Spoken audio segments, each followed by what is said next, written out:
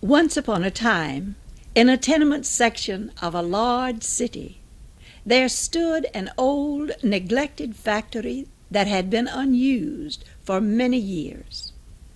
On one side was a lean-to of one room, and in that room there lived a family. Not a complete family, for earlier in the winter months the mother became very ill and passed away. But she left her children several very valuable things. First, her admirable pluck, her sunny disposition, and their wonderful names. There was Evelina, the oldest girl. She was tall and pale and thin, and Genevieve, and Gwendolen, and Victoria, the baby. The boys were Percival, Archibald, and Reginald. A man sat in one corner of the room, with his face buried in his hands. Oh my, I hope men can't see us. It was never like this when she was here. I've had a steady job and worked hard all my life. How could I know the factory was going to close? Now here it is, the day before Christmas, and I have no food in the house, very little coal to keep us warm, and no job. I hope she can't see us. Evelina, the oldest girl, looked about the room with a troubled expression on her face. Dear, dear, were her thoughts. Something must be done. The children must be kept happy on Christmas Eve. So she threw a thin shawl around her shoulders and slipped quietly out into the cold, icy night. She walked for several blocks until at last she came to an interesting-looking little cottage. The blinds were drawn down below the window-sill, but she tiptoed across the lawn and peeped under. She saw a man and a woman trimming a Christmas tree. The tree was brilliantly lighted with red and yellow and green lights, and it had shiny, shimmery icicles all over it. The man was placing a bright red sled beneath the tree, and the woman was unwrapping a beautiful doll. They were laughing and talking and seemed to be so happy. Evelina stood there for a long time, just watching. And then, as she turned to go, she said, "That's what my children need, a Christmas tree, and they shall have it." She hurried back to the little one-room home and called Genevieve, the girl nearest her age, aside. "Genevieve, what do you think about our having a Christmas tree?" "Oh, Evelina, that would be—" "Where in the world would we ever find a Christmas tree?" "If you'll keep the children here and promise not to let them follow me, I'll bring home a Christmas tree." And she went back into the cold, icy night, all alone.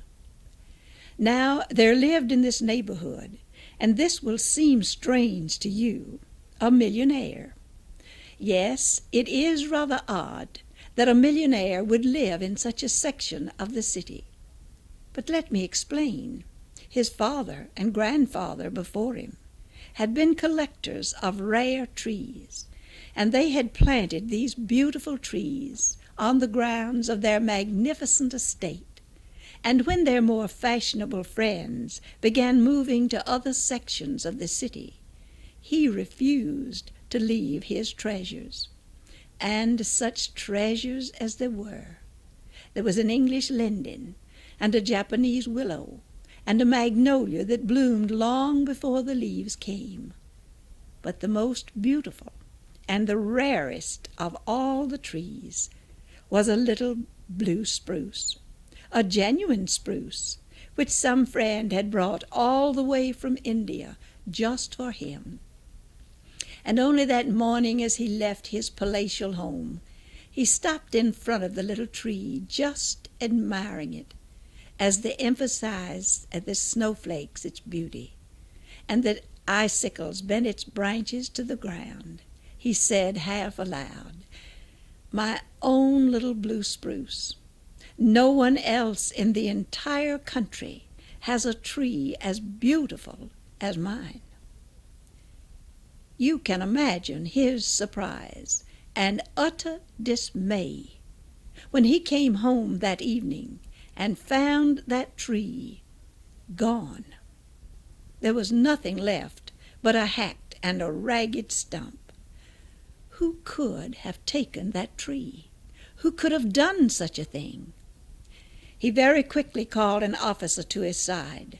"Patrick, I want you to scour the entire neighborhood and find the culprit who took my tree, and bring him to me.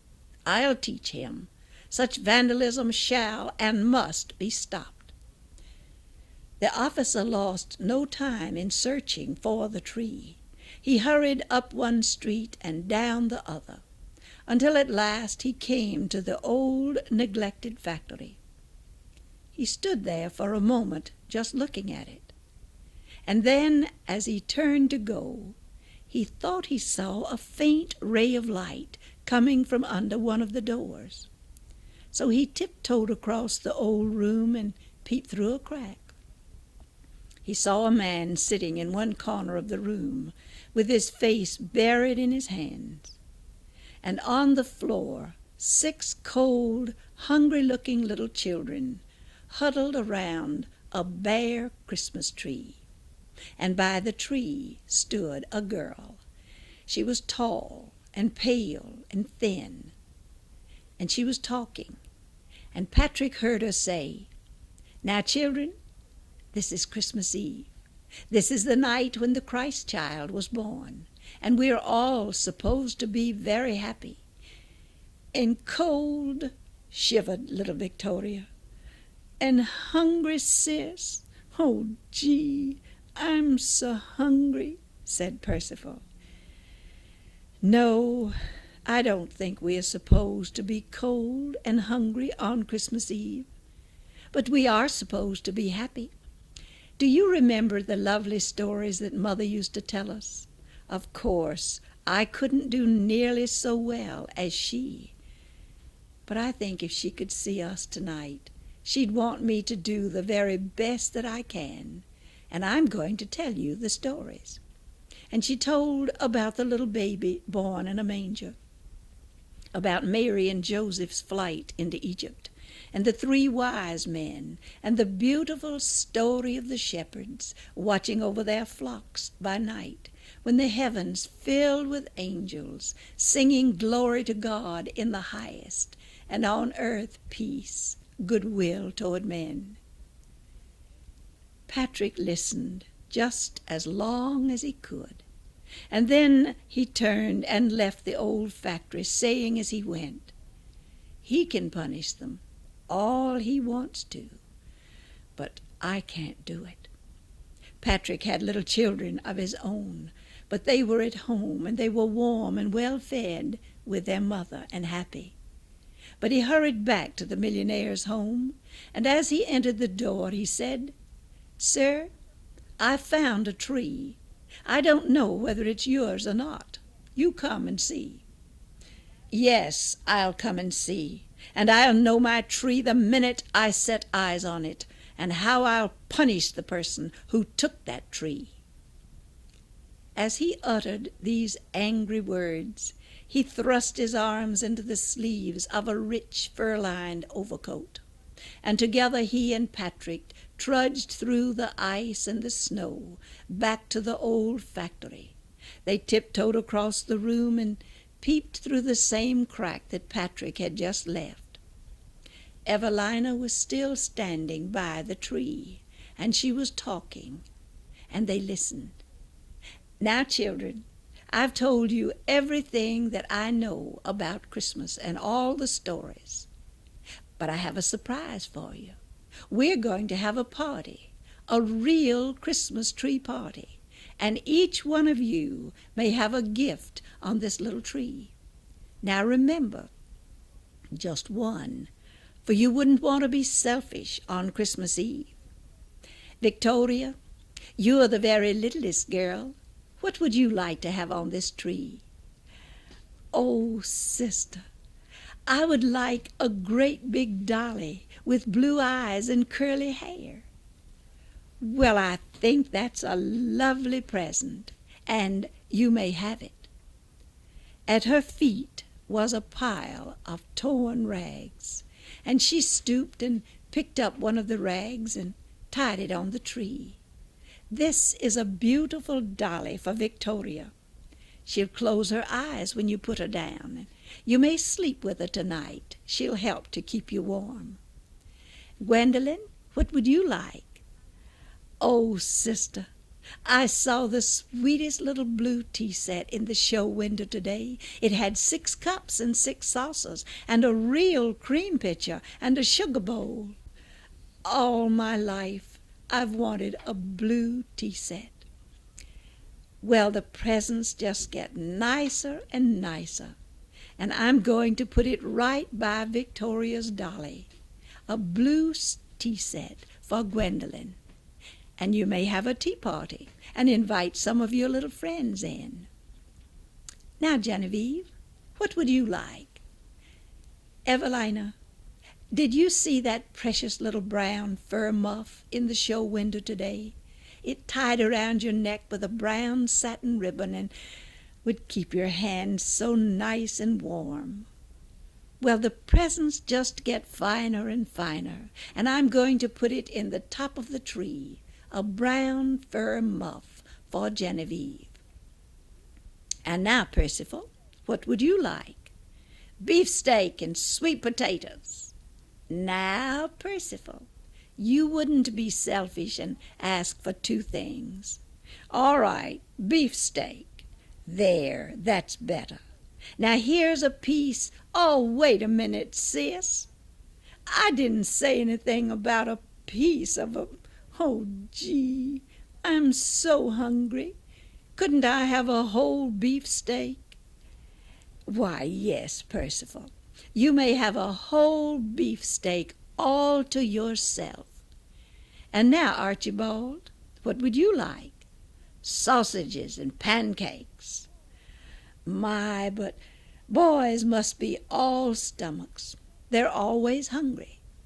But let's let Archibald have 2 things, because he works hard and sells his papers and brings the money home to Dad. I'm going to put 2 presents on the tree for Archibald, sausages and pancakes. And now, Reginald, have you decided what you'd like to have?" "I'd like a bright red sled, and if Archie will give me 2 sausages and 2 pancakes, I'll give him 2 rides on my... Stay away from my sausages and pancakes." "Boys, let's not quarrel on Christmas Eve."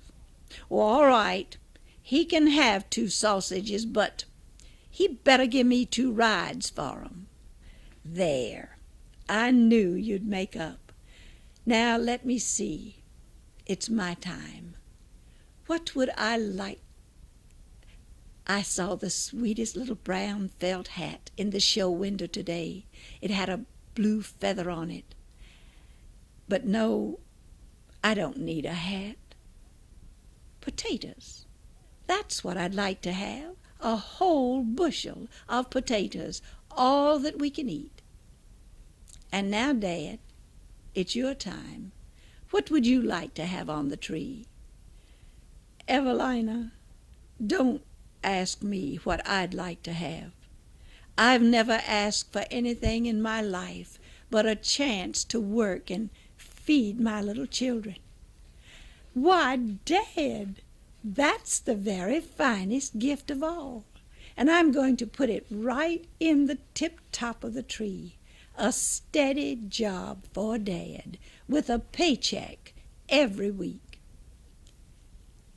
Now the millionaire and Patrick had been listening through the crack all this time. Suddenly the policeman felt a strong hand grip his arm as he was fairly dragged out of the old factory building. When they reached the sidewalk, the millionaire screamed at him, My sakes alive, man, those kids are starving. Why hasn't somebody fed them? Here, take this money.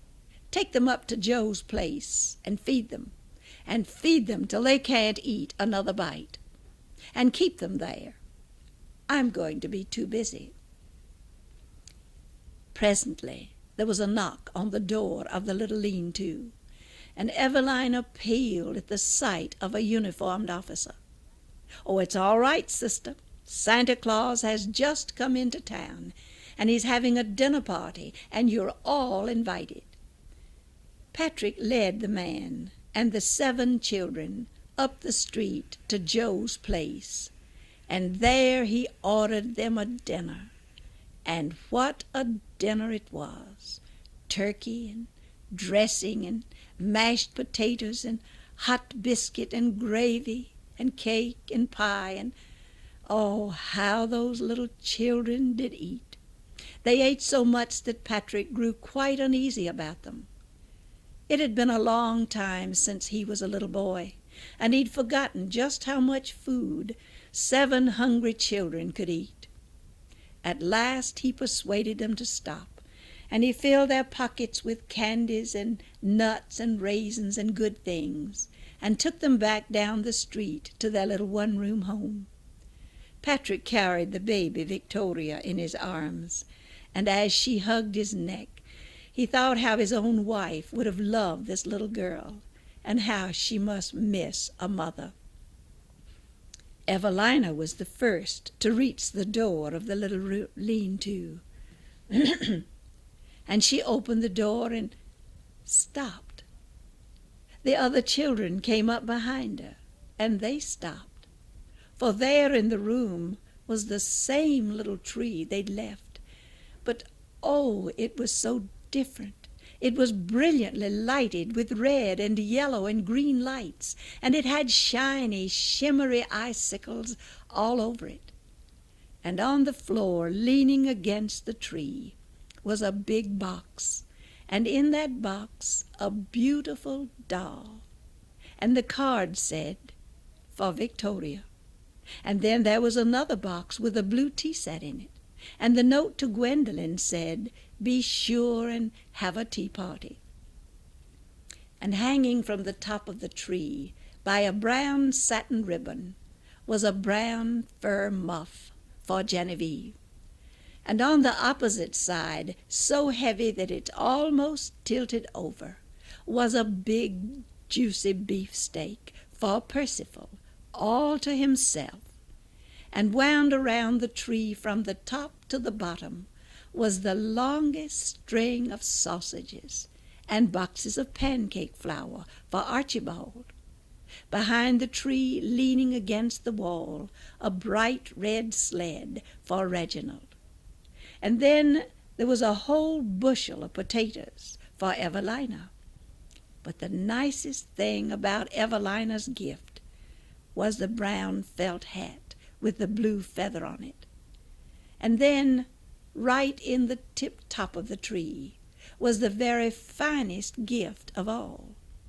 It was a card, and on that card it said, "A steady job for Dad. Report for work in the morning."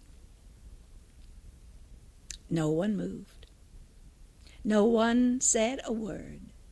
All eyes were on Evelina as she stood there tall and pale and thin. Slowly the tears began to roll down her cheeks, and her little chin began to quiver. But she turned her head toward the little group and whispered, "Children, it's just like Mother always said. God will take care of us. And He has." Now the millionaire had been listening through the crack all this time. Slowly he turned and moved away from the old factory, out to the cold, icy sidewalk, toward his great palatial home, and just as he reached the iron gates, he stopped right where he was, Why, he was doing something he'd never done before in all of his life. He was singing. He was singing, "Joy to the world, the Lord has come." And it took him back to the days when he was a little boy, and he knelt at his mother's knees and listened as she sang the Christmas carols to him. And there came into the heart of that millionaire that night something that had never been there before. It was the joy and the comfort that comes to the heart of a person when he renders a kind and loving service to his fellow man.